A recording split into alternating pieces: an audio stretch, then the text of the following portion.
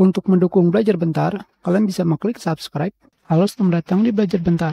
KDN Live versi terbaru yaitu 23.04.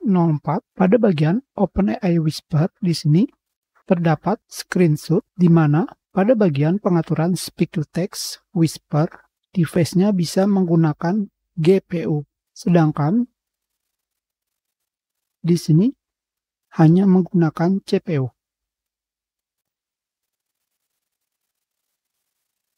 Padahal konfigurasinya sudah sama. Kenapa tidak bisa menggunakan GPU? Jawabannya adalah kalian bisa pergi ke dokumentasi mengenai speak to text di website KDN Live di sini. Untuk menjaga kompatibilitas hanya CPU saja yang tersedia. Jadi pilihan GPU untuk saat ini tidak tersedia.